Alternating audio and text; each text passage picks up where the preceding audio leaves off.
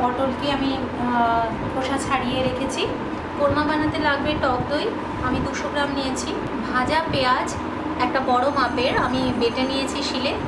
পটলের কোরমা বানানোর জন্য আগে একটা মশলা তৈরি করে নিতে হবে। এর জন্য আমি একটা খালি বোল নিয়েছি, এতে 200 গ্রাম টক দই দিয়ে দিচ্ছি। টক দইটা আমি ফেটিয়ে নিয়েছি।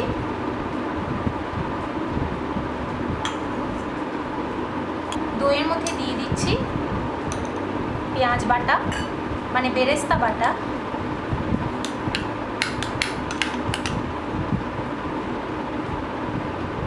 দিচ্ছি কাজু বাদাম বাটা, হলুদ গুঁড়ো 1/2 চা চামচ দিলাম, কাশ্মীরি লঙ্কার গুঁড়ো 1 চা চামচ, ধনে গুঁড়ো, জিরে গুঁড়ো, নুন দিচ্ছি 1/2 চা চামচ দিয়ে মশলাটা খুব ভালো করে মিশিয়ে নিতে হবে। দইয়ের সঙ্গে মশলাটা আগে মিশিয়ে নিলে, তেলে দিলে কিন্তু দইটা কেটে যাবে না, গ্রেভিটা খুব স্মুথ হবে।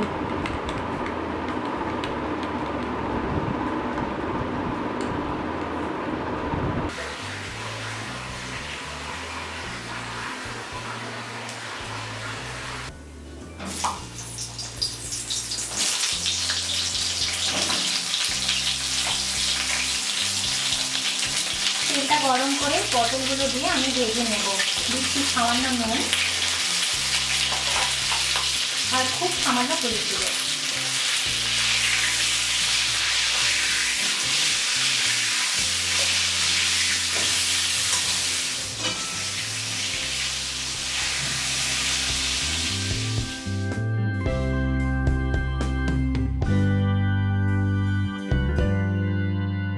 পটল ভাজার তেলের মধ্যেই আমি ফোড়নটা দিয়ে আদা রসুন বাটা আর কাঁচা লঙ্কা বাটা পরপর দিয়ে দেবো।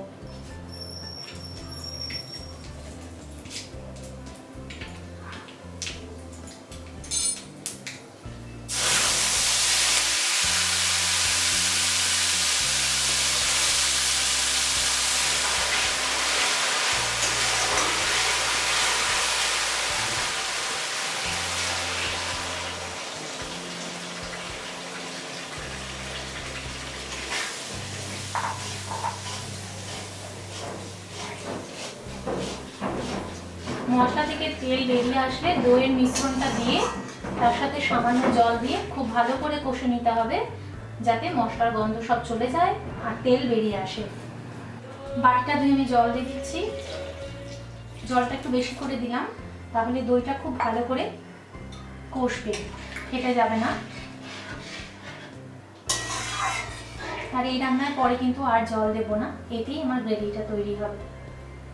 গ্রেভিটা অনেকটা কমে আসলে এর মধ্যে আমি ভাজা পটলগুলো দিয়ে একসঙ্গে ফুটিয়ে নেব। এবার হাই ফ্লেমে 4 থেকে 5 মিনিট আমি এটাকে রান্না করে নেব। পটলের কোরমা প্রায় হয়ে এসেছে। আমি নামানোর আগে এর মধ্যে 1/2 চা চামচ পরিমাণে কেওড়ার জল দিয়ে দিচ্ছি, তারপর নামিয়ে নিচ্ছি।